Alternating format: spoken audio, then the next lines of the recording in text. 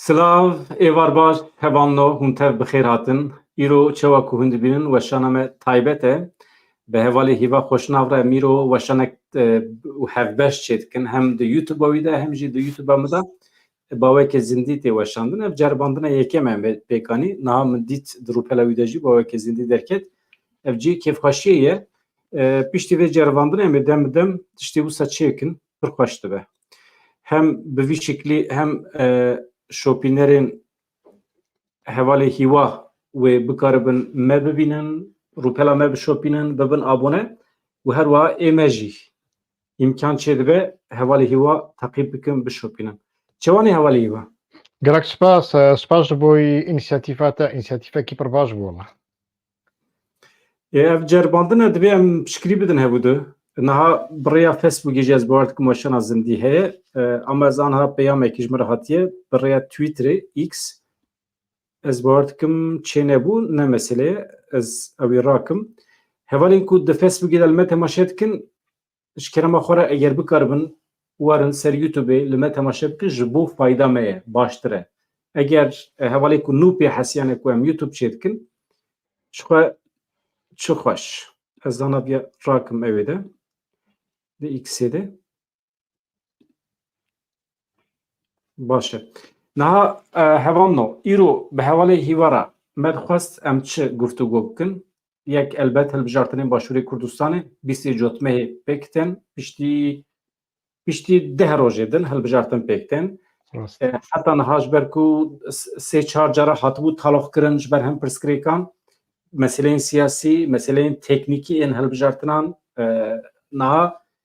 rewşekî hesas heye. Herkes li bendê bû gelo carekî din hilbijartin dikarin werin taloxkirin yan jî rewşekî awarte çê bibe ku ev hilbijartin ji nû ve dîsa betal bibin. Ev wisa em di nava tirsê de ne sibê du sibê wê çawa be.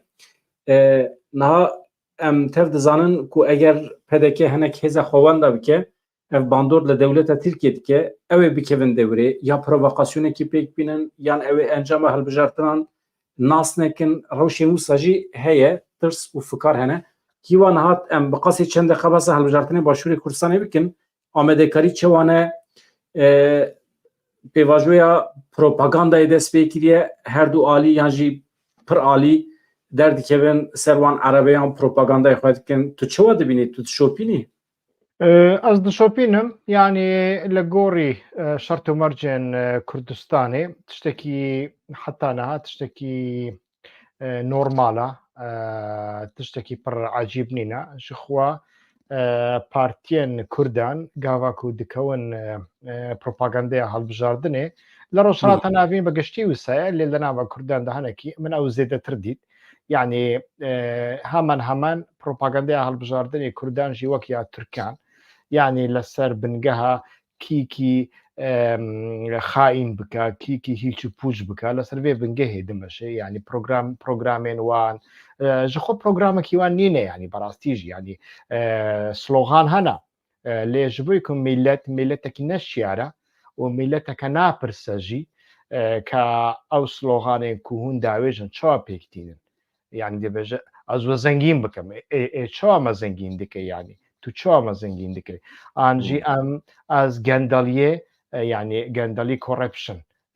yolsuzluk bi Tirkî ji ra dibêjin fesadiyê ez ê ji holê rakim tu fesadiyê çawa ji holê radikê ma fesadî ketiye nav mala te li nav polîtbîroya te de heye fesadî nebe yek kes betera namîne kar naka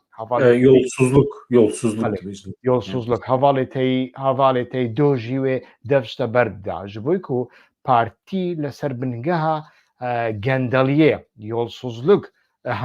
hatiye avakirin ji sala 91 be wî rengî yani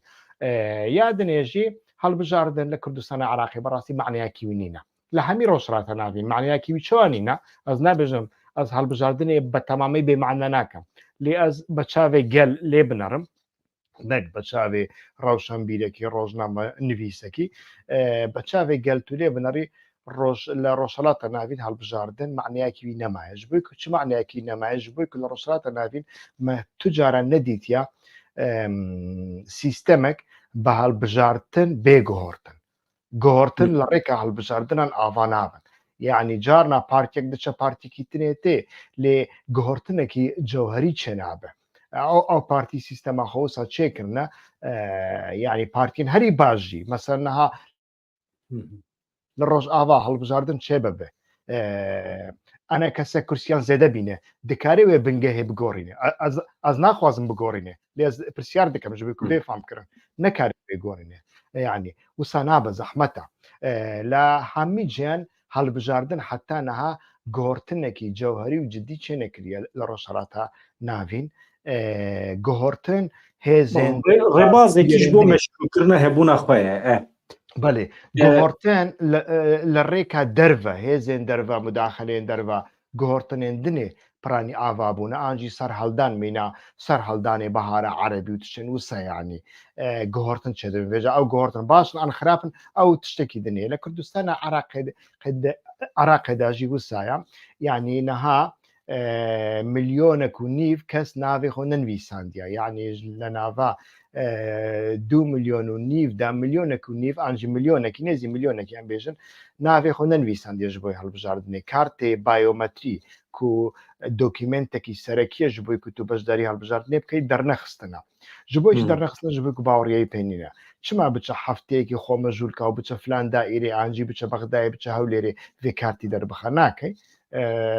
ئەو ناکەم وێجە کینە ئەو ناکەن ئینسانێ وەکی من و تەنە ینی ئینسانێ بێ ئالینە بێتەڕەفن و ئینسانی ئالیگرێ گۆڕتنێنە ئالیگرێ باشیێنە لێ هێڤیە دە باشیێدا نابین ئێک و ئەو کار دەردەخەن خۆ ئامادە دەکەن ji بۆی هەڵبژەڕنێ دەوارە یاساییدا کینە ئەوێن کو لە سیستەما گەندەڵیێ یە پارتیاندا فایدە دەبینن موچەیەکی وێ هەیە معاشەکی وێ هەیە ئانجی پارتیە ئەو لە دائیرەیەکی دامەزراندیە پارتی ئەو کریە چ بێژم مەئمورێک لە دائیرەیەکی ئانجی هەنێک موچێن پارتیان هەنە دەبێژن تۆزوبا ئانجی دەبێژن بندووار بندیوار موچەیە بندیوار دەدەنوان ئەو ژی هەیە یعنی موچەیە قاچاق دەنوان ئەمە فەرقیە هەڵبژاردنێن ئیساڵ ژەیین بۆری هەیە وسا خویە دکە قەنەبە هەیە ئیساڵدا لە هەڵبژاردنێ ئیساڵدا وەک بەرێنینە یعنی بەرێ ئینسیاتیف دەستێ پەدەکێدا بوو ینی بافێل تاالبانی گوتنەکیوی هەبوو دەبێ هەڵبژاردنێن بەرێدا بەریا کوتو بچی ماچێ بەریا کوتو دەست بە فوتبۆڵێ بکەی ئالیێ هەمبەری تە 11 گۆڵ کردبوون و تە هێژی گۆڵک نەکردە مەبەستێوی چیە 11 گۆڵ 11 کورسیێن کۆتایان یێ بەناوێت تورکمەن و ئێزیدی و فلان و بێوان و بێوان و هەمووژی ئەو کەس هەگەر و ئەتنیکێوان تورکمەنژی بە لێ پەدەکە بوون ئەو ڕاستیەکە ینی پەدەکە بوو ئێزیدی بوو لێ پەدەکە بوو تورکمان بوو پەدەکە بوو سوریانی بوو کلدانی بوو لێ پەدەکە بوو ناوەڕۆکەی خۆدا یعنی 11 کورسیەوی هەبوون یادنێ هەرێما کوردستانی یەک باز نەبوو لە گۆڕی وێ بازنەیە ji بۆی و دەنگێ پەدەکە لە دهۆکێ پڕ زێدە بوون چ کرەبا چ نەکربا دیسا پەدەکە کورسیێن وی دشون 45 و 41 دە هەڵبژاردنە ئیساڵدا ئەو تشتانە هاتنە گۆڕتن و 305 کەس و حەقێوانی دەنگدانی نێوبەرێ دەنگێ خۆدا بوون و پڕانی وانەژی کوردێن تورکیای و کوردیان سووریا و ئیرانێنە ئەو حەقش دەستێوانجی دەرخستە نەکارن دەنگ 350,000 تشتێکی وسەیە حتا 400,000 دچە هیوا هەم ڕاستە کەسێن کو li ser sînor dijîn hem hemwelatiyên Tirkiyê dikarin batına dengê xwe bikarbaniyan û hem jî kesên ku mirina wan hatiye îlankirin li ser navê miriyan dikaribûn ڕاستە یعنی bavê min berê digo li ser navê bapîrê min çend car dengdana û bapîrê min jî 20 sal bû mirî bû yanî li ser navê wî deng dabûn ji ev hemî firqiya hilbijartinên îsal e ya din jî qasê ku em pê hesin komîsyona taybet ku bi van hilbijartina de eleqedar dibe li Iraqê pir ciddî xuya dike hemî komisyona neha komisyona Iraqê komisyona Iraqê berastî jî ew çavdêrin ew dişopînin yani berastî jî dişopînin berastî qanûnî kar dikin yani mirov nekarê bêje hema li gor xwe an jî ji partiyekî ditirsên an jî partiyek dikarê telefonekî ji wan re veka bêje hevalke hinek xatirê min bigire filan filan tiştekî wisa nîne تو نەکاری هەر کەس نەکارە تەلەفۆنی وان بکە بەریا هەر تشتی تەلەفۆنی وان ژینینە حتا تشتێک و ئەس دەزانم ئەو حاکمێن بەغداییە یاسایەن هەڵبژاردنێ ڕێک دەخن و تشتێن وسا تەلەفۆنێوانی دەستی نینە تەلەفۆنێ دنێژی لە بن کۆنتترۆڵە ئیستیخباراتە عراقدایە یعنی تشتێکی وسایە ئەو بێگومان تشتێ باشن یعنی تشتێ خرانینە لۆ ماژی دەبێ هەڵبژاردنێدا کۆمیسیۆنە هەڵبژاردنێ هەرێما کوردستانی کو بەرێ ژعالیە پارتیان دەسەڵاتدار هاتبوو ئاواکردن ئەف کارەوی پێنینە کۆمیسیۆنا بەغدایێ کار دکە یادنێژی یعنی بێگومان پشتی مرنە جەلال تاالبانی تشتێکی دنهاتیە گۆڕتن بەرێ جەلال تاالبانی ji بۆی ku چەند مەسەلە هەبوون یعنی ji شەڕی ناوخۆیی بێتاقەت ببوو شەڕ نەدەخواست نەفرەت لە شەڕی ناوخۆیی دەکرد پەشیمانیا خۆ دەرخستە بوو و دگوت ji غێنی شەڕژی تو نەکاری بە پەدەکێرە تشتێکی بکەیت ji بۆی ku هەگەر چینژی وڵاتێ چین بە پەدێکەرا بچە هەڵبژاردنێ دیسا پەدەکە سەر دەکەوێ قەنەعەتێکی گوسا بوو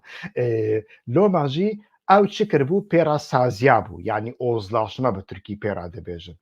ئۆزلاشمێک پێراکرد بوو ku کورسیا سەر و کۆماری عراقیش بووی مام جەلال بێ یا دنێژی کوردستان ژ بووی پەدەکێ بێ نەها مام جەلالژی نەمایە وەفات کردە زارۆکێوی ئەو خەمێوان نینە کورسیا سەر و کۆماری عراقی ژوارە پڕ خەم نینە ینی دیسە دەستێواندایە لێ کەسێکی مینە مام جەلال لەسەر ناڕوونە و نەک ji بۆی حاضر نینە تعویزێن پڕ مەزن بدەن پەدەکێ ئەو ژی هەیە یادنێژی سەرۆکێنەها سەرۆکەکی گێنجە بێگومان گەنجی ji اختیاران هەنێنگی ڕادیکالترن کێمتر کۆنسەرڤاتیڤن ڕۆڵ دەبێت ئەمێ بدۆمینن ئەس دێ بانک لە هەواڵی خۆی فێسبووکی بکەم و شکرەمە خۆرا وەرن سەر یوتوبێ vê derê weşana me bawekê zindî ser YouTubeê bişopîn û baştirê ez niha Facebookê bigirim bi destûra we û paşî em vê derê bidomînin ez aniha Facebook xatir jê dixwazim hevan o kerem ku were ser YouTubeê armanca me jî ew e niha Facebook çû baş e niha em mane vê derê ser YouTubeê em ê behsa rawşa dawiya li Tirkiye jî bikin helwesta ku bi pozisyona Devlet Bahçeli dest pê kir paşê jî Tayyip Erdoğan piştgirî daye Dem Partî çi bersiv da kecekê çi bersiv da û ber bê ku derê ve diçe em ê jî hîva bipirsin em hinek sohbet bikin sevê meselê lê helbijartinên Başûrê Kurdistanê em bidomînin niha bi qasê ku hîva ji propagandayê diyar e rawşa yenekê çi ye bi hêz xuya dike lê belê pozisyona Bafil Lahor yani hin kes li bendê bûn ku ew werin hemberî hev heta şerê çekdarî dikare dikarî bû çê bibiya ama baş e ku çê nebû hin kes li bendê bûn ku wisa dijberiyekê ciddî çêbe ama çê nebû niha rawşa yenekê çi ye hêza wî zêde biye gelo yani ڕەوشە یەنەکێ باشە هێزاوی هەنێکی زێدە بووە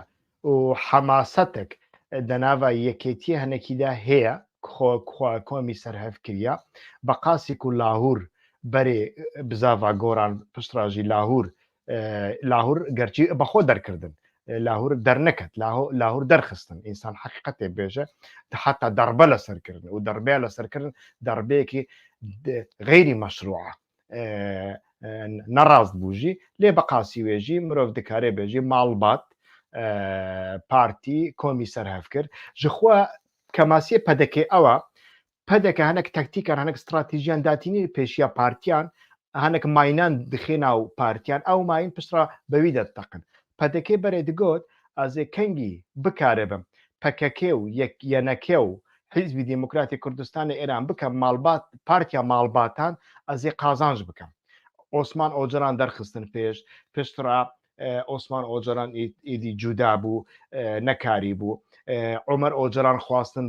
دەربخەن پێش دیێ پەکەکە ئەس باوەڕم لە هەمبەری تەدبیری خۆگرد ئانجی دەم پارتی ئەس نزانم کیژانێ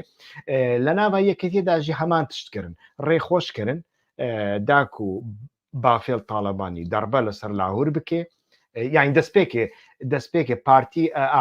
دەستپێکە ینی لاهور و بافێل لە هەفکردن وەک دوو پسمام و پارتیە ئیدارە بکەن هەردووژی ڕۆڵێوان هەبوو دەما تاالبانیدا لێگاواک و تاالبانی چوو ئیدی ئەو ڕۆڵ هەنێکی یەکسانکردن پەدەکێ یعنی هەنێکی ڕێخۆش کرد ji bo ku ew derbe çê bibe bafêl derbe bi ser Lahûr de bike bi ser pismamê xwe ji bo ku partî bibe partiya malbatekî ji bo ku malbatê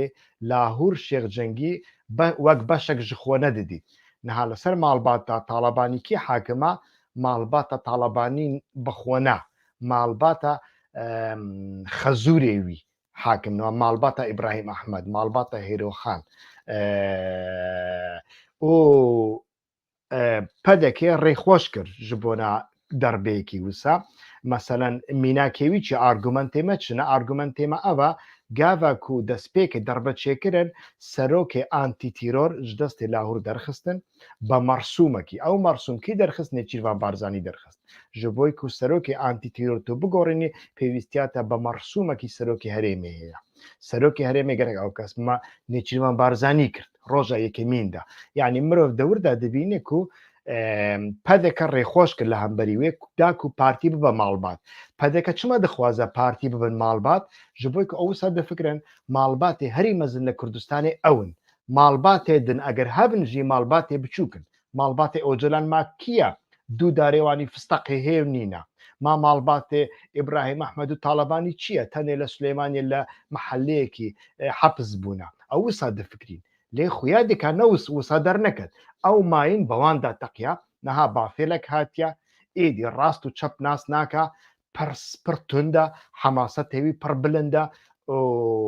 gutarên wî gutarên çi bêjim agir têda ye Îva karakterê bafil wisa ye ew ji zû ve wisa ye yan divan demên dawiyê de di hilbijartinan de hêza xwe ji derekî din digire ji ber ku hem karakterê wî hem axaftina wî pir dijwar e pir tûjdar dike dijberên xwe karakterê wisa ye نه برێ دا بافل شخصیەتێوی وسە شخصیەتێکی هەندێکی حەماسیە سەرتە حەماسیە تشتێکی گوت ڕاست و چەپ نینە دکێ گوتنێ خۆتی نەجێ لێ ئەو نایوێ معنای کەس لە پشتوینینە یعنی لە پشت بافێڵ تاالبانی مؤسسەیەکی مەزن هەیە و ئەو مؤسسە پڕ بەهێزەژی تەجروبێوان هەنا وەک من گوت ماڵباتە ئیبراهیم ئەحمەد لە پشتوینە ئیبراهیم ئەحمەد ji ساڵە 64 بە بارزانیان ڕا دەناوە شەڕدا بوو حتا مرژی ئەو توجاران تعویز نەدا حتا نەخواست لە کوردستانی بمرێ لە لەندن مرد نەچوو کوردستانی جەنازەیاوی برن کوردستانی حتا ji bo ku مامجەلال بە ماڵباتە بارزانیرا لە هەف کرد پشتی ئیتیفاقا واشنگتۆن 1990 ئیبراهیم ئەحمەد تەکیلێن خۆ بە زاڤایە خۆ جەلال تاالبانی را بڕین قوتکردن یعنی تەکلیێوان نەمابوو لێ ئەف زاڕۆکێنوی ji aliyê ماڵباتە ئیبراهیم ئەحمەد مەزن بوونە پڕ باڤێ خۆ نەدیتنە بەڕاستیژی بافێڵژی یەک ژوانەیە لێ وەک من گوت مؤسسەکی پڕمەزن لە پشتوێ یەک لەتیف ڕەشیدە سەرۆک کۆمار مێرێ مەتاویە شاناز ئیبراهیم ئەحمەدە کەسایەتیەکی سکولارە و هەنێک ئەوێوی نەتەوی هەنا فکرێوی نەتەوی هەنە ینی هەر چار پارچی کوردستانی شتێنە تەکلیێنویژی خۆشن بە پارتیان ڕا بە پەکێکی ڕا بە پارتیان ڕۆژ ئاوارە تەکلیێوی پرخۆشن بە پارتیان کوردستانە ئیرانی ڕاژی تەکلیێوی ڕاستی پرخۆشن و خانمەکی هەنێکی لە هەمبەری ماڵا بارزانانی ئەوژی هەنێکی توندە دە هەمان دەمێدا ئەس باوەڕم لە ناوە عراقیدا لە ناوە بەغدایداژی هەنێک کەس هەنە شێوریە دەدەنا بافێڵ تاالبانی قوبا تاالبانی هەنێک ئینسانێک حەلیم خویاتکە ساکین خویاتکە ئەو برای بافلە نەوسە قوبا تاالبانی برای بافڵە برای بچووکە سیراوی چییە دنەوە یەنێکێدە ئەس باوەڕم تەسیراوی کێمترە لێژە ئالیە ماڵباتێ و هەم ژ بۆی پەدەکێ ئەو یەکی معقولترە ژخوا حازرتی وساکردە حتا نەهاژی ئەو حازرتی لەسەر ماسێنە بافێڵ تاالبانی ژ بۆی کوینسانێکی سەرتا و برایە مەزنە یا جەلال تاالبانی ئەو دەست بدێ چەکوچ و چەکوچێکی لە سەرێ لاهور تاالبانی بدە لاهور تاالبانی دەرکە و پشتی دەمەکی قوبات طالبانی بێشناوی ji bo ku قوبات طالبانی kesekî ku rehet disazê bi Kurdî dibêjin disazê yani rehet ozlaşme dike بافێل نەوسایە قوبات وسە یا دنێژی قوبات هەنێک خاڵێوی زەعیف هەنە یعنی قوبات چەند ساڵان ئالیگرێ مەسرور بارزانی بوو حتا هەنێک پێرادیکردن یعنی لە ناوە یەکێتیەدا پۆلیکبیرویە یەنەکەی ڕابوو سەر تەلەڤیزیۆنێ گوت کا قوبات ما تەکریە جێگرێ ئالیگرێ سەرۆک وەزیر مەسرور بارزانی منە گوتی هەرە چانتای نێچی مەسرور بارزانی ڕاکە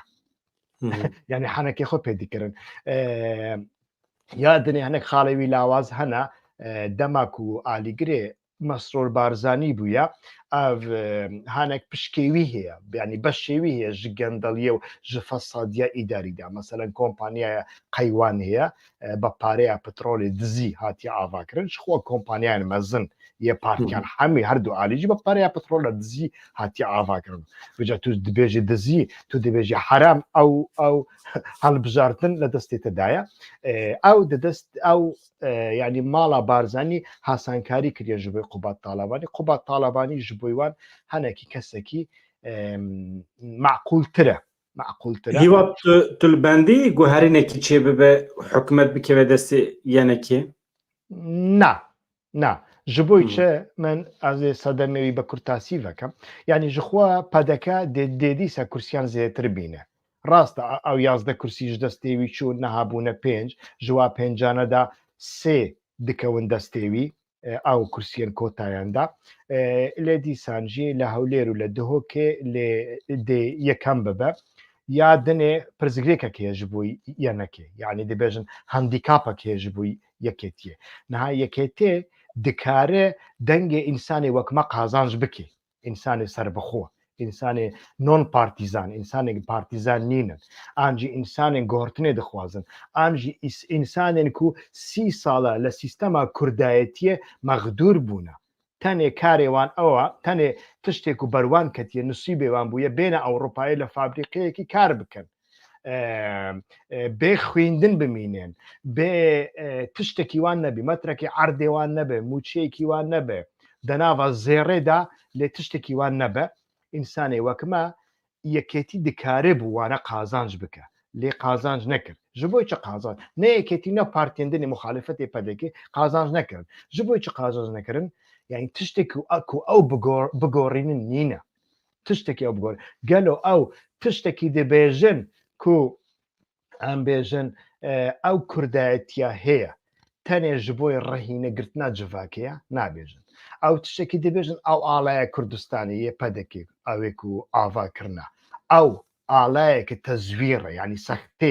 ne alaya Komara Kurdistanê hikayetî ku ew dibêjin Mela Mustafa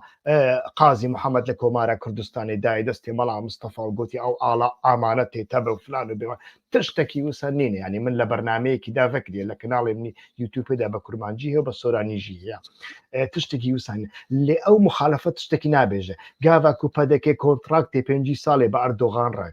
kontraktê naqanûnî ku petrolê bifroşe Tirkiyeyê muxalefet dengê xwe nekir rast e bebê îznê muxalefetê hatibûkirin lê gerek bû muxalefet maseya parlamentoyê şikeran diba tiştek wisa nekirin ya dinê ji bo helbijardinê kîjan muxalefet dengê xwe derxist kes dengê xwe dernexist yani dengê xwe dernaxin ew jî digotin bila abûriya serbexwe çi ye abûriya serbexwe em Bexdayê telaq bidin yani tu li ehmeqiyekî wisa binêre em Bexdayê bavêjin telaq bidin bara Bexdayê bidin em ê herin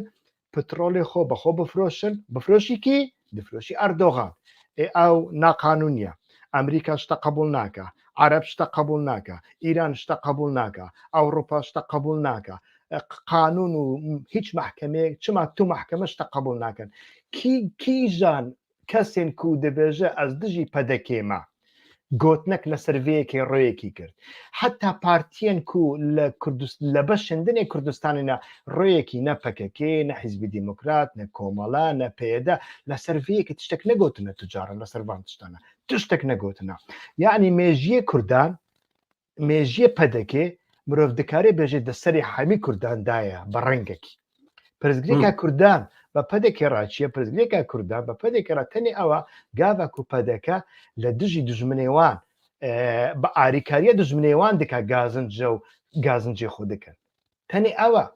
ئەوژی نەڕاستە یعنی تو نەکاری ببی مخالفت ئەو مخالفەتی ئەردۆغان وسانە تو نابێ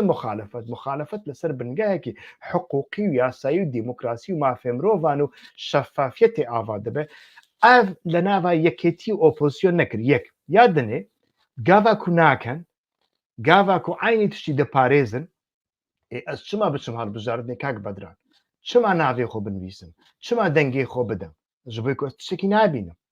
yeketî ew tişt kiribiya dikarî bû kesên wek min qazanç kiribe û dikarî bû dengê xwe kiribane çil kursî 10 kursî ji pedekê birivan hikûmet tek danîn lê niha yeketî tenê hinek kursiyê wî zêde dikin pedeke jî hinek kursiyê wî kêm dikin dîsa pedeke dibe hikûmet û hikûmetê pêk tîne lê pirsyar dewr de ew e gero Mesrûr Barzanî dîsa dibe serok وزیر آنها جبهه که مسرور بارزانی دیدم مسرور بارزانی دا حکومت و مکومت نما پارچه بون چه بو قطب لشما به ترکیه دی بجن جم سرگرایی پر زیده بو تکلیه پارکن همی خرابو بریا مسرور بارزانی کیمه که بجی تکلیه پککه و پدکه هبون تکلیه پدکه و یکیتیه هبون دم مسرور بارزانی تکلیه قط نما تشتک نما حتی آری گریوی جدستیوی رویا قوبات طالبانی جدستیوی رویا او ساله که 2 ساله جوینان چه نکن با آریگری خو نبینه یعنی خوینه هفدو دمجن پرسیار اوه پدکه سرکت لشونا مسئول کی حاضر دکا گلو چوا چه دبه زاروکه یکم یا مسعود بارزانی چند سالن داهنانه دکا یا ترمه دکا جبوی که کروی جیوی بگره ئەف چێدە بە دەوەردا پرسیارەکە کو ئەم نەکردن نها جوابی بدەن باشه هیوا نها ام هدیدی دەرباسی مەسلەیەن باکوورێ کوردستانی ببن لێ دەرێ پێواژوەیەکی ئاشتیە یانجی پێواژوەیەکە لە هەب هاتنێ نها di rojevê de ye ev hefteyekî ye nîqaş li ser têkirin min nûçe amade kirin ez bi qasî çend deqeya wan nûçeyan pêşkêş bikim di derberê bakurê Kurdistanê de ka ji cem te mirov çawa li van meseleya dinêre wekê numune mesela îro çi çêbû hem pêşniyaza baroyê Amedê heye di derbarê vê pêvajoyê de baroyê Amedê pêşniyaz kiriye ka mirov di qanûnan de di destûra bingehîn de kîjan guhertinan pêkbîne ev ji bo fayda Kurdan e di lehvatinê de dikare fayde bide vê pêvajoyê mesela dadgeha cezayê bilind ez pêşîviye ji were bixwînim dadgeha bilind a Tirkiye 9 sal cezayê Selçuk Mizrakli erê kir Selçuk Mizrakli 31 Adara 2019 bu şaredarê bajarê mezeniyê Amedê lê 19 tebeqa 2019 li şûna wî qayyûm hatibû tayin kirin 9 sal 4 me 15 roj cezayê girtîgehê lê hat pirîn parêzerê Mizrakli îtiraz kirin tabî wê demê daireya sêmîn ya cezaya dadgehê bilind 9 sal û 4 me 15 roj cezayê Mizrakli erê kirin Partiya gelan Wekevû Demokrasiyê Dem Partî li ser biryarê daxuyaniyek nivîskî belav kir got ev ne biryareke hukukî ye biryareke siyasî ye di serî de gelê Amedê li cem Kurdan li cem raya giştî hukmê vê darbeya darazê tune ye Selçuk Mizrakli niha li girtîgeha Edirneyê li cem Selhedîn Demirtaş di aynî hücrê de ne niha baroya Amedê ez wê jî ji were pêşkêş bikim biviya we nîqaşê me wê germtir bibin baroya Amedê tekildarê pirsgirêka Kurd rapora çareseriyê belav kir baroya Amedê îro di jîvineke rojnamegerî de rapora ku ji 6 rûpelan pêkitê behsa pêşniyazên hukukî yên ji bo çareserkirina pirsgirêkên maf û azadiyê yên Kurdan dike dibêje serokê baroyê sernavên sereke yên raporê eşkêrekirine ew jî ev in di derbarê girtina partiyên siyasî de mesela qayyûm perwerdeya bi zimanê dayîkê destûra bingehîn çawa were guhertin nasnameya pêkhateyan gelek mijarên din pêşniyaz hatine kirin wekê numune dibêje mafên herî bingehînên Kurdan hatine sînordar kirin çareserkirina pirsgirêka Kurd wê bibe qonax heke ku ne tenê Kurdan wê fayde bide tevahiya Tirkiye jî ev çareserî tenê bi destûra bingehîn an nû bi guherniyên berfireh ancak mümkün e. Yani dibe weke destpêkek. Eger destûra bingehîn de guherniyên ciddî werin çêkirin ev dibe destpêk. Divan demên dawî de ji ber govendên li ber stranên Kurdî welatî têne girtin, ceza li wan tê birîn,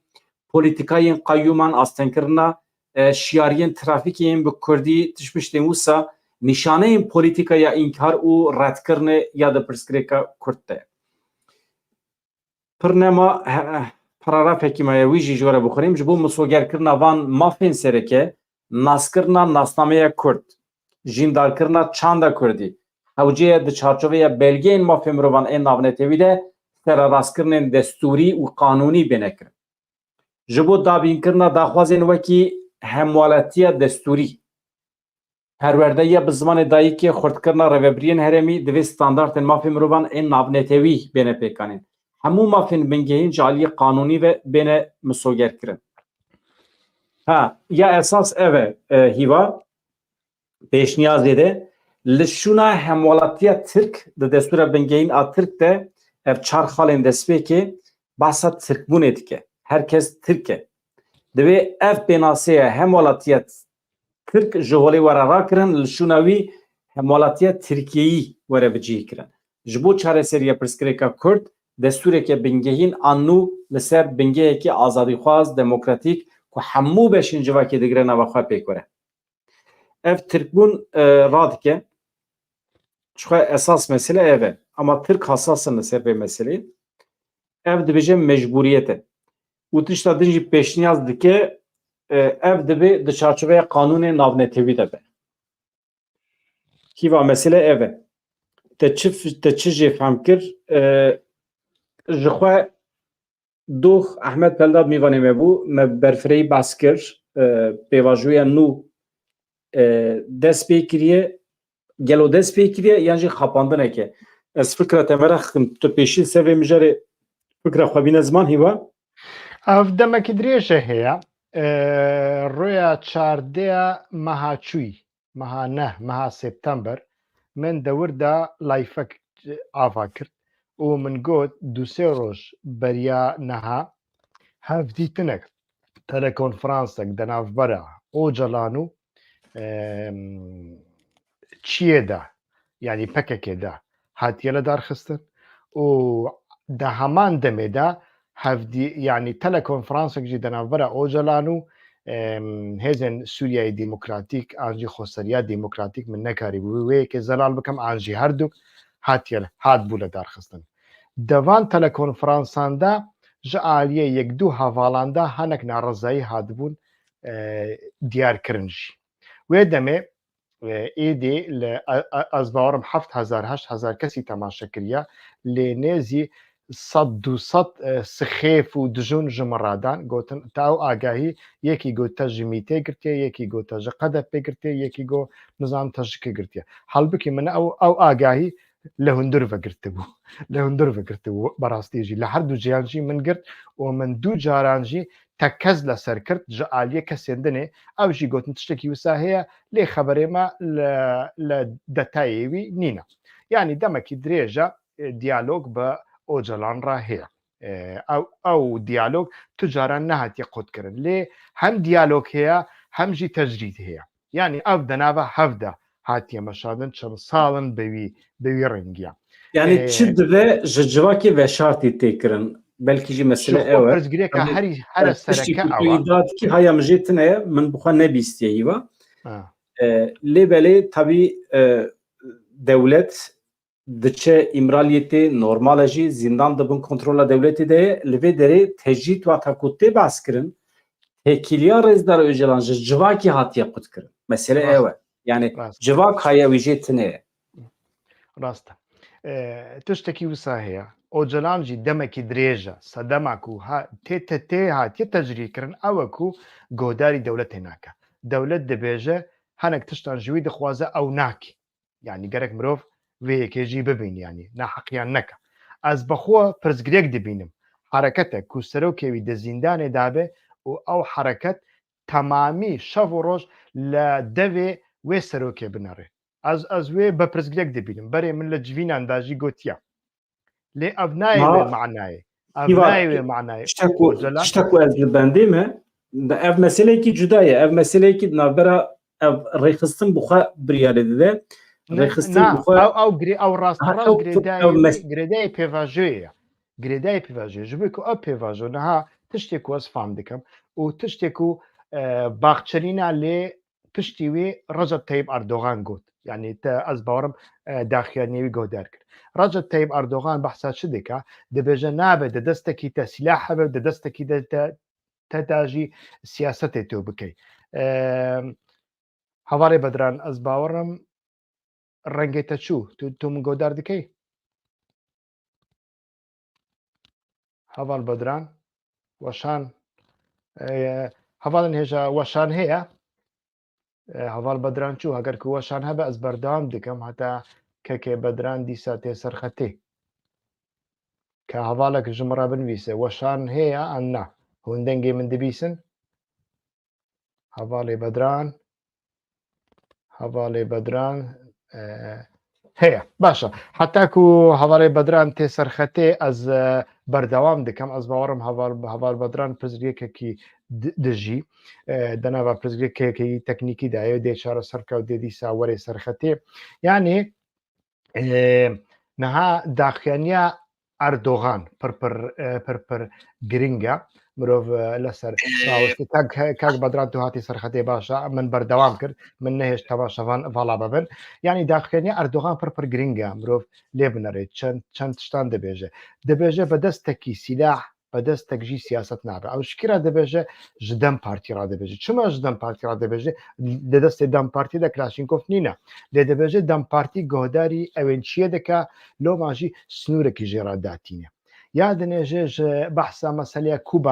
Kubanê dike dawaya Kubanê dike snûrekî ji ew ên zindanê re bi Demirtaş û hevalên wî re datîne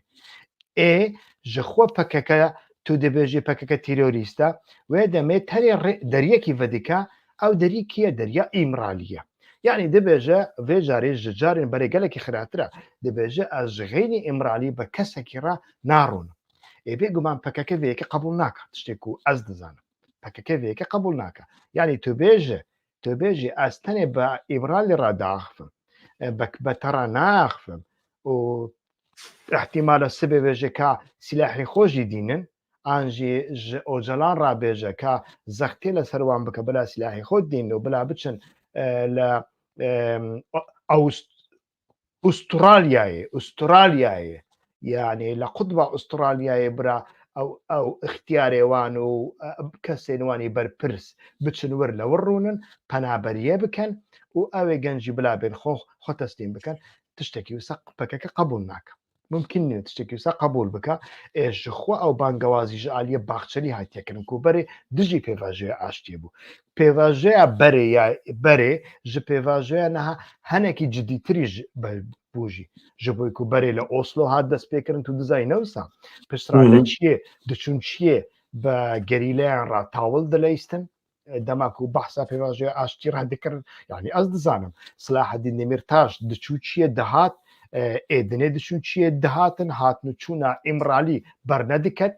ئێنەها تشتێکی وسانینە لۆماژی تشتێکی جددی دەسەرێواندانینە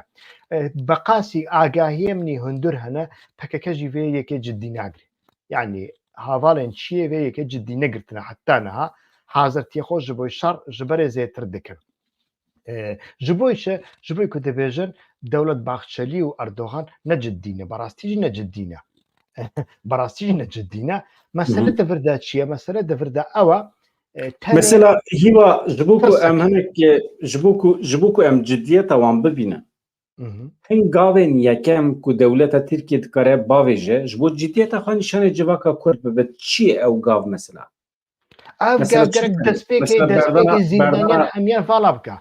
beriya her tiştî ew zîndaniyên ku rûyekî silah negirtine dest Tamam me got apo serokê hereketiye başa Demirtaş hevalên wî fîgen wana rêyekî silah negirtine yani tu çawa dikarî wana de zîndanê berî û behsa wê bikey wala min destek dirêjî wekiriya ji bo ku milletê Kurd bawerî bi pêvajoyê bîne xwazî dengê me biçiya dewlet Baxçelî û Tayyip Erdogan ji bo zanîbana ama ji me fehm nakin جبوك هون صميمية فامجي خو بكن دنگي مناچوان فامجي بكن دنگي يعني ام بو هون بتركيش باكن صميمية دنگي خو مناچوان إثبات بكن دبي بيشي همي إنسانين كجبر دوزا كرد و كردستان هاتنه گرتن سربست ورن بردان ev yek. راست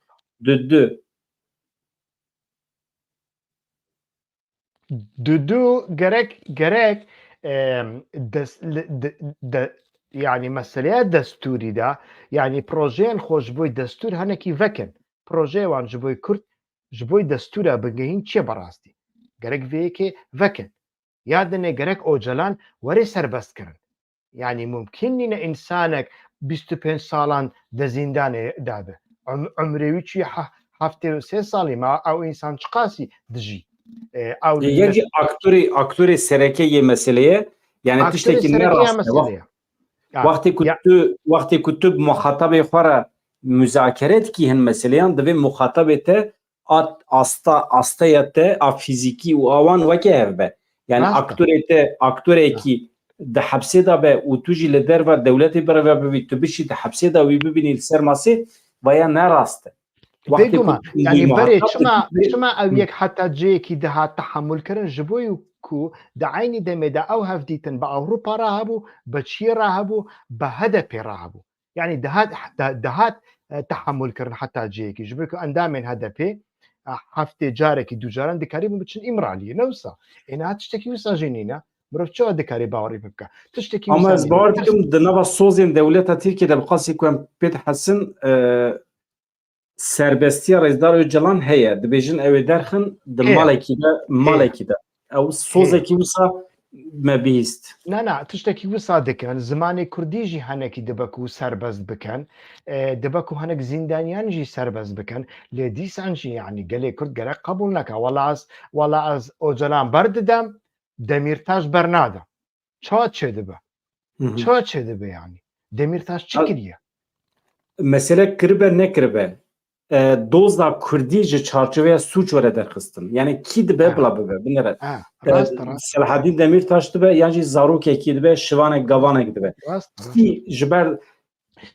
meseleya Kurd parastina doza Kurdî dibe nebe sûç xilas rast meseleya Kurd gerek ji meseleyekî asayiş derkeve destûra bingehîn bêgihortin tiştê ku barêya Amedê pêşniyar dike ew tiştê meqûlin ez bexwe şexsan ez natirsam ez popülîst jî nîme ez ji millet jî natirsim millet ji min hez dike keyfa wan ji me re tê ji me re nayê ji bo ku ez însanek nînim millet bixapînim ez behsa dewlet û mewletê nakim ji bo ku dewlet li nava Kurdistanê de dewlet şert û mercê wî konjektûrê wî yek nîne du kesên ku behsa dewletê dikin ji her kesî zêtir bi Tirkî de axivin ciddiyeta wan nizanim ez naxwazim bizanim jî يعني بنرى فيتنامي جافا كوغوتن ام دولت شديكن دولت دخوازن دسبيك تشكرن غوتن كسك جرك فيري انجليزي نبه كسك لترجيان بامريكان را بانجليزي ناقفه بفيتنامي را باقفن بلا انجليز مجبور بن ترجمانكي خائنكي فيتنامي بينن بكن ترجمان بلا او ترجمان يجورا بك سوجهون بانجليزي را باقفن فيتناميين كو انجليزي دزجي زانين بانجليزي را بامريكان را ندا اخفين جافاكو امريكا ديكتن جندكي للجزائر ايوه افجي مسلكي تشوا كوره اف ملت انجات كره برياره بده يعني ام لسرنا ملت از ديتني خوي شخصي دبجم يعني از مثلا تو تقري هو تقري دنيوي بي مثلا تو مربكي دنيوي تو دولتك نفذ هي جهاني شو دوله شيكرن و ام چوا دخوازن دولتی چه بکن از تینم برهفدو از ویدی بجم که بدره دیسا ملت دکاره به ترکی باق هیوا دبکو تو آنارشیست بی اما تو آنارشیزم خواه نکاری فرض بکی لسر تمام جواکی نه فرض ناکم از دبیجم جدیت تاوان ناس ناکم فام ناکم جبوی چه فام ناکم جبوی کو از دبیجم دولتین کو چه بونه به وی رنگی چه بونه یعنی دسپیکه هر تشتی خو سر بخو کرنه کلتورا خو سر بخو کریه زمانی خو سر بخو کریه اوه کوجه را دبیجه دوجمن از تجسال لسر عرض خو درخم هر کلتوری و زمانی وی رد کریه پشت را کاریه سر خو ببه یما پروگرامی به ترکی چه دیکا دبیجه یکو دولت نخوازه او نظلامه هزارویه گوتن دبیجه دم پارتیه دم پارتی لجاده انده تیگرتن تێ کوشتن تێ ئەشکەنجە دایەن تێ حەقارەت تێ لێ دەکەن تهدیدێ لێ دەکەن سەرۆکیوان حەمیدە حەبسێدانە تو لەسەر فێسبوک لەسەر تویتەر دەبێژە یەک و دەوڵەتێ نەخوازی خائینە ئەزوی دەبێژم کەکێ بەدران ئەف سوجە نە تشتێک و ئەس دەبێژم سوجە ئەزوی دەبێژم یانی مەسەلە دەوردایە هەگەر نا دەوڵەت واللهی ئیرۆ دەوڵەتێ بدەن من یعنی ئەس ناخوازم دەوڵەتێکی بدەن عەبدوڵڵا ئۆجەڵان ناخوازە دەوڵەتێکی بدەن مەزلوم عەبدی ناخوازە mesele hiva binêre tiştekî heye mesele xwestin nexwestin nine mesele mafe mafe vî netewê heye dewleta mesele mafe niha ez hiva mafê te ku tu birinc bixwî heye baş e ama tu dixwî naxwî kêfa te ye eştera dibêjim heqê te ama roja ku zeke ez bizanibim ku tu ji birinc nefret dikî jî roja ku min qirar da ez birinc li te qedexe bikim wê zorê te biçe mesele qedexekirine niha avakirina dewletekî ez li te qedexe bikim zimanê te li te qedexe bikim û demê ji bo te zehmet e ama ne mecbûrî Kurdî baxî binêre ege li Latin Amerîkayê ji bo ku tu dewlet hene lavê çekê agir ji tara pêwîst e av ji tara pêwîst e xwê ji tara pêwîst e ez dibêjim ew agir û xwê li cemenîne ew av li cemenîne ez wî dibêjim kekê bidira tu fam dikey ez tenê kam were ser mijarê xwe tamam ez gotina xwe temam ki maf e ama tu nikarî qedexe bikî êdî tu mafê xwe bikartînî bikarnayînî kêfa te ye yani heşa çûna tuweletê heq e ama tu nikarî qedexe bikî ez eştera bijim binêre Latin Amerîkayê bi dehan dewlet hene zimanê xwe ê heremî naxifin İspanyolî daxifin Brezilya Portekîzî daxifin zimanê wan İspanyola zimanê xwe heremî ji bîr kirine eştera basa tiştekî din dikim mesele dewlet netew zimanê ji bîr kirine ha İrlandî İngilîzî daxifin Avusturya Almanî daxife 22 dewletên Araba heye ya ji bo tu dewletekî çêkî pêdivî ya îcab nake tu netewekî bi serê xwe bî îcab nake zimanê te cuda be ez behsa wî dikim yani li rojata navîn 22 dewletên Araban hene hemî Erebî daxifin tamam ew Erebin Emerîkî beriya dewlet netew bûn İngilîz Kurd newsana Kurd nasnameyekî wan zimanekî wanî Kurdî heye kultûrekî wanî zengîntir ji kultûra Tirkiyeyê heye zimanekî wanî zengîntir heye lê pê kesê ku daxwaziya dewlet netew dika dewlet netew dika ser ser şeva ez jî dixwazim lê tu nekarî yek aracên ku destê te danîne an jî aracên ku tu naxwazî bekaribînî tu wana nebînî û di heman demê de şert û mercên din ku deholê dana tu wana bêqîmet bikey yani tu bêje bela Kurd her tiştekî red bikin tenê dewlet bixwazin elbet rast dibêjî niha şert û merc li gorî mirov tevdigere kekê bediran ji bo ku temaşevan baş fam bikin dema ku komara Kurdistan hebû li Mehabadê komara Azerbaycan jî hebû newsa komara Tirkiyên Azerbaycanî hebû li paytextê wan li Tebrîz bû gava ku Azerbaycanî dîtin Rusya Sovyet hêdî ve dikişê çi kirin gotin Sovyet nebe em nekarin şerê Îranê bikin em milyonek jî şehîd bidin em nekarin şerê Îranê bikin em çi bikin hêdî wê rewşê qebûl bikin çi kirin gava ku Îran ji xwe becarekî nehat Mehabadê û Tebrîzê bigirî qaim qamşand midîrê daîreye nüfûs şand mamostayekî mektebê şand mekteb vekir wisa be wî rengî bû yanî midîrê avê şand be wî rengî bû gava ku şand Tebrîzê hemî qebûl kirin gotin werin serserin û serçavan û piştra jî soz dan gotin em partiyekî netewî ava nakin em pêşmergeyan ava nakin li dijî Îranê şer nakin em ê bibin Îraniyê herî mezin Îran ya mêye xwexistin nav Îranê de Kurdan çi kir Kurdan beqasî ku hêzê wan eya eskerî ji Azeriyan gelekî kêmtir bû avûriya wan jî xilaftir bû daîreya nüfûs hat lêxistin qaim hat me kuşt midîrê maliye hat me talan kir û piştra jî gava ku esker ketine حتى اكو كاريبون شاركرن بشراجي قافاكو شارنكرن بلاف ليكرن وودمي كرت حتى ايرو بون دجمن ايراني لازري لنافا ايراني دنافا سيستم دا جيكرت وكردان حتى دو اوجي ما فيواني زمان وتشتكي نبو بريا 3 سال بريانها عندك برلمانتري وان راون یا گوتن زمانکی مهیا هون زمانی مناس ناکن گوتن چما مناس ناکن هون داخواز بکن امناس بکن داخواز کرن نه زمانی وان هاتی ناس کرن او سرو کومار ازریا کی ترکا روحانی ازریا کی ترکا لناوا ارتش و استخبارات و اکونومی دا ازری انسانی هری بالا دستن نگندکی وان خراب نکسکی وان هات کشتن نکسکی وان جی هات گرت چه بسری کردان هات چه بسران کردی ایرانی هات از دبیجم یعنی گاوا کو شرط دولت نبو و شرط سرخوبون نبون معزمه دست دانبون انجی تو نکاری بو او معزمین کو هنا زنگین بکی با افرین مینا زمان از لما من میناک زمان آنی ویدمه بحث دولت کرن اندحاریه از ویدی بیش لو ماجی بی پیواژین کو دکون پیشیامده چه دبه بلا ببه مروف گرک بزانه به مروف چه قاسی دکاری سود جوار بگیره پیواژه بریا 2013 سودکی پر مزنده پککی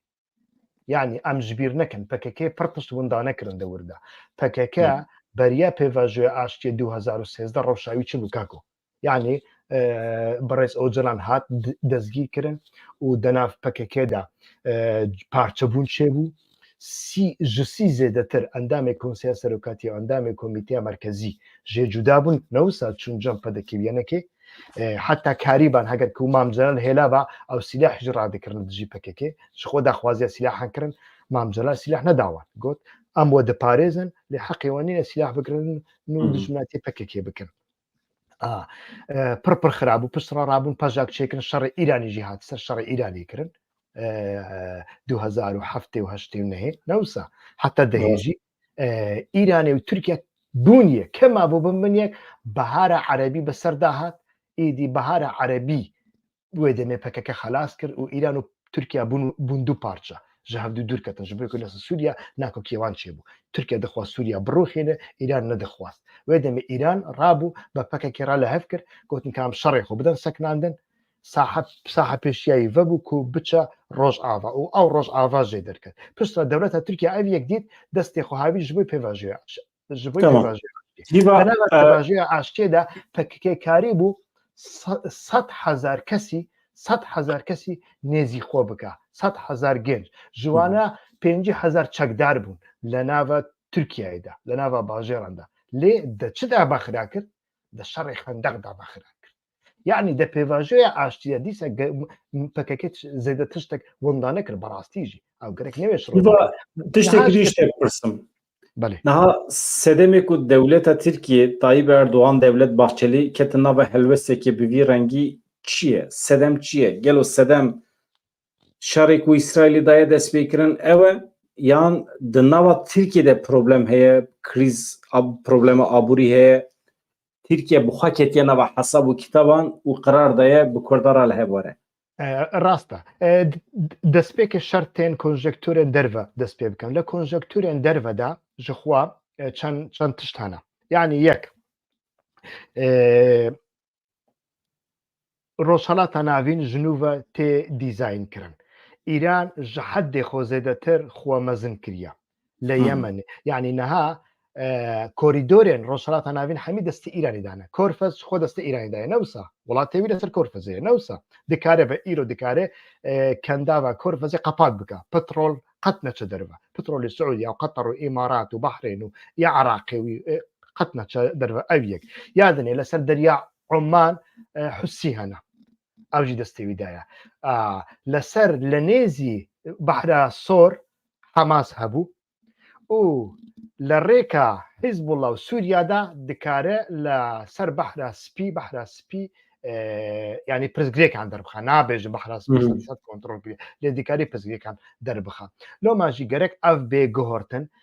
ايران دفج شورشة اسلاميه ايراني برده بابا دولتها ايراني شورشة اسلاميه ايراني تشتكى دولة إيران تشتكي دنيا شورشة إسلامية إيراني لسر بنجها دجايتي كرنا روج آفاو أمريكا وإسرائيل آفابويا جبونا ويجرك هزتي بروكسيها من أو هزن بروكسي لدرفة بن لدرفة بردوام دجمناتيا هزن دنيا بكن ليه دولة إيران تشتكي دنيا نا تشتكو جيهان جي إيران دخوازه دفجوا هزي بروكسيانا بردا دفج ما بتهديد بسر إسرائيل بيلا إسرائيل وفلسطيني بزغريكن خو بخو چاره سر بكن جخوا بري لنافبرا حركة فتحو دولة إسرائيل را پرزگریک هاد من چاره سر کرد لی سال 1995 إسرائيلي كي فاناتيك رابو إسحاق رابين كشت كوبا فلسطينيان را لهف كربو اتفاق اوسلو تشي كربو ودعيني رجدا حركة حماس رابو صدان ايلم وچالاكين عسكري كرن ماموستا كشتن بوليس كشتن مهندس كشتن دكتور كشتن كسنا ما نكجن ايدي ويدمي اف بو صدمكو بارتيا كاكران لوبور بارتي يا اسحاق رابين لاواز ببه اسحاق رابين بكشتن كي مزن ببه بارتيا ليكود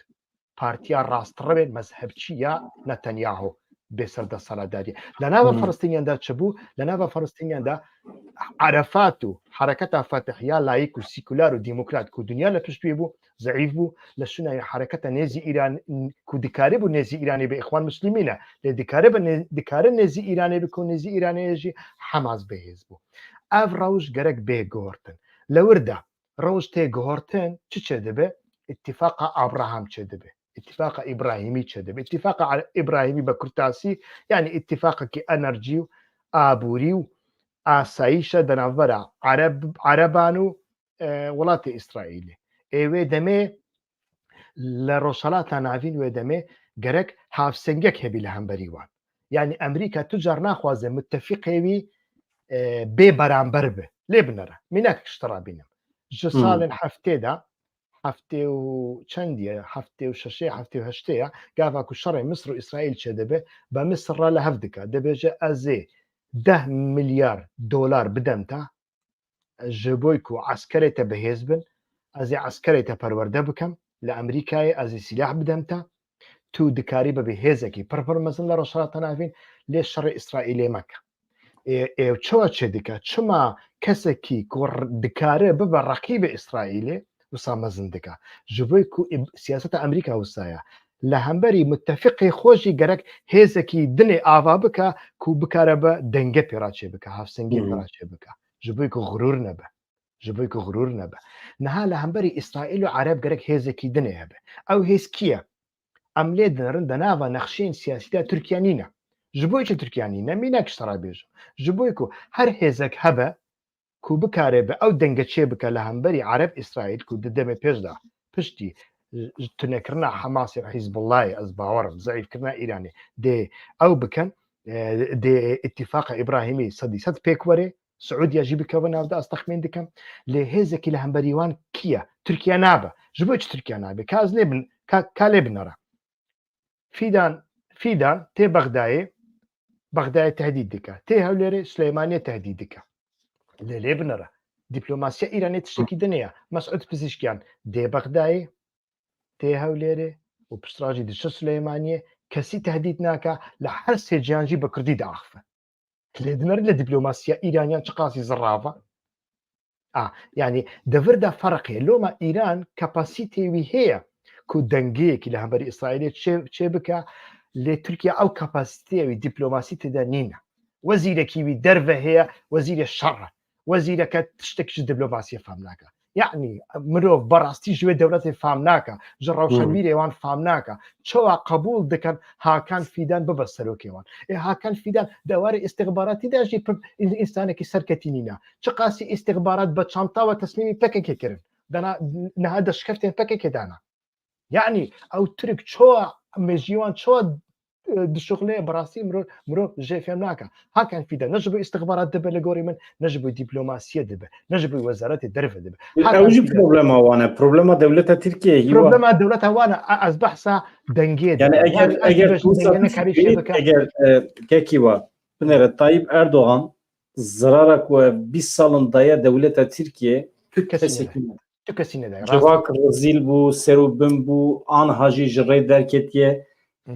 فقیر بو جکیجا عالیه و عالی اخلاقی و دنری بنره عالی آبوری و عالی سیاسی و ترکیه تام ها اوی دمی ام نکارم بیشن طایب اردوغان نزانه و ام رخنه ناکن ام لا ام رخنه ناکن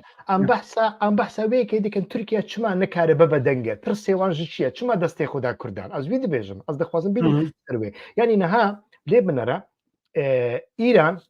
تکلیه خو به پککرا پرخوشه دکاری پیرا باغفه تکلیه خو به حزب سوریای دموکراتیک پرخوشه دکاری پیرا باغفه لگوری من ایران بخوازه ایرو دکاری به دم پارتی را باغفه ایران دکاری به اخوان مسلمین را باغفه ایران دکاری به هر آلیکی عراقی و عربان راجی تکلیویه تنه نارضای عربان اوا دبیجن پرزیدکان جمرات چنگه نارضای لبنانیان اوا دبیجن او بالای حزب الله جمع دورخه نوسا نارضای فتح او دبیجن او بالای حماس جمع دورخه تنه اوا لروسالات ناوین دا دکاره یعنی امکانی وی تکلیان ج ترکیه گلک زیده تره بتایبەتی ji bo meseleya Kurd newsa hilbijardina ku me behs kir Îran çê kir Amerîka nekarî bi çê bike ew pir giring e Amerîka 2 sala dixwaze hilbijardin çê bibe çê nabe lê Îran hat ew hilbijardin çê kir pedeke jî kişand aliyê xwe hilbijardin çê kir yanî kapasîteya di destê Îranê de heye dewera dîplomasîk de li Tirkiyeyê xurttir e ez wî dibêjim loma Tirkiya di vê xerîtê de nîne Tirkiye dixwaze çi bike Tirkiye difikire كأم خو هنكي بهز بكن روشا ميناو خوي جخو خرابة أبوريا ما جخو خرابة وقطب لاشما يعني بارشبون پر مزنا لنا في تركيا دا أم جرك هزكي بدن خو داكو أم جرانية خو آفا بكن جبويكو أم بكارن لروسالات نافين أو فالاتيا كو إيران ديلة أم تجي بكن بتايبتي جي لسوريا دخوازن لو ما جي أحمد داود أغلوجي يعني بدح لبنان با احمد داود اغلو را تکلیه خونه پر خوش کرنا برای دجمنی هفدو و خوینی هفدو دمجین نوسا نا احمد داود اغلو جبوی سوریا گرینگا جبوی کو معمار کو سوریا بخي قاشو سوریا بخه و بچا جامعه امویان نمجه کی بکا اردوغان و احمد داود اغلو نا دیسا احمد داود اغلو اینا او صد فکرن دبیجن احتمالا ایران لسوریا هنکی وکشه اگر کو دواري عسكري دافكشي ويدمي احتمالا فرصتي بدمي امريكا كو ام رجيم اسد بخن ويدمي ام جهادي خوجي بكاربين لديسا برزغريك جوان را برزغريكا كردي سوريا هزن سوريا ديمقراطيك دكاره او بلانيوان فالا دربخي او لوما دستي دانا كردان دستي خدانا دم بارتي افدس داني تاني او لبشتويا تشتكي دنيا لغوري قناعتي پلان و پروژه خرابکردن روجاوی کردستان هەیە نه جەم دەولەتە ترکیە و هێژی دە ڕۆژێ دایە bi کوردارا لە هەب وەرن jî rastiya îro statiya îro ya Rojavayê Kurdistanê bi tu carî qebûl nakin نا دواري تكتيكي دا قوتنين عجايد دكن مثلا قافاكو جارة يكمين صالح مسلم دعوت كرت أردوغان حتى دعوتي مالا خو كرت دقوتبوي از دكارم كردستان كي سربخو بدمتا كاتورا جمرة آريكاري بكا كأم في أسدي جهولي رابك يا صالح مسلم زاروكنين يعني بغرنجي باورناكا تو كردستان سربخود دخوازي كاكو دسبيك بدا كردي خوا بش بدا من نفسه صالح مسلم قلت بنا كاكو أم نكر أم قارشي سوريا نابن أم ويدمي روسيا دي مالا مخربكا قامش لوجي بكي حلب أم تشتكي وسناك ام خود پارێزن ئەم دژمنێ کەس tamam ama Tayyip Kurdistanê ji Kurderê tîne dide Salih Müslim mesele tabii ser tepsiye hazır e peşkeşi يعني او وان هنا مثلا او تكتيكي وان هنا او تكتيكا دولة عثماني بريد اجي هبون يعني سوزي نوسا قالك جارنا دانا كردان او كردجي خاپاندنا حتى سوزي كودانا شيخ محمود و بإنجليزان را بشر عنين أو جي هنا إنجليز دقوت الشيخ محمود يعني آماده كاري كرو سليمانية بالا فرخانة فكي بالا فرخانة ويدمي بيلوت الدنيا دانا ما بون بالا فرخانة همي خرابون لأنجام جنگ جهانية كمين دا بالافرنا مابون انجليز جبوي الشيخ محمود دخواز بالافرخاني عفابكا لدولة تركيا هاتن او اتاتورك هات مكتوبة الشيخ محمود را نفيسان بانجليزان رابا الشرعاني ومعويدة مي حرتشتكش دزده كاملين او يك يعني او تشتيوان هنا ايدي از باورناكم في جاري كرت بويكي بين خاباندن لي او نايوي واتاي كومروف ببيجب از وانا دستي خود ريجي مكري از دستي خود ريجي واناكم يعني مين الشيخ محمود ذكر جبو انجليزان انجليز دستي خود ريجي وي ذكر او دستي خود ريج ندكر وداويدا او بو بلا بسرما افقرك نابل السياسه دا قرك مروف نرمبه گاواک یکی دستی خود رژی تکرد توجی دستی خود رژی وی دیکی آرمانجه کی ویه آرمانجه کی تجیه دکارن به هفدورا معامله بکن کیجن جوانا قازانج دکا لی گرک پارلمانتو بکه وناو وی پیواجه یک یا دوام گرک قلب شیار به هر تشت گرک شفاف به يعني دنافرة إمرالي ومالا أردوغان دا نابت تشتكيو ستاني دفي بارلمانتو هاي ويجي هبه دم بارتي هاي ويجي هبه يعني تشياو نابا دستكيت السلاح ودستكيت السياسة أو جدام بارتي راد بيجي دست دم بارتي دا ندبان شهي نتشفتها هي ما أو خطابي بكي كيتكن أو خطابي بكي كيتك أو دبيجا يعني دخواز سنورك جعاني دمج بوي دم بارتي دمنا جبوي كو بكي كده نف سياسة دانينا بكي سلاح دستي بداية لتركيا إيكو دنا دستي بداية دنا سياسة داية دم بارتيا و دەبێژێت تو گۆداری پەکێکێ دکەی گۆداری ئەوێ چیە دکەی لۆ ماژی ئەو نابە گەرەک تو خۆ یەک عالی بکەیت ینی ئارمان جەکژی ئەوە پەکەکێ ئۆجلان و دەمپارتی بینین هەمبەری هەفتوو ئەو ژی هەیە بێگومان ئەو ژی هەیە حتا نەها ئەو یەک چێ نەبووە دەمێ پێش هێویدارم چێ نەبە هیوا gelek spas ez bêjim diyem bi dawî bikin saeta me tijî bû saet û heft deqeyem di weşanê de ne hevalên hêja meyîr û weşanek taybet çêkir weşanekê hevbeş bû hem di rûpela kanala hîwa xweşnav da me çêkir û hem jî ya min de bawekê zindî û ev ceribandineke demên pêşme de em ê cana wisa bikin هیوا gelek spas em xatir ji hevala bixwazin û em biçin سپاس بۆی وا سپاس بۆی هەموو تەماشەوانان سپاس ji بۆی کو حتا کو نەها هون بەمەڕابوون و دەمێ پێشی هون دێ بەمەڕابن دەم باش dem baş silav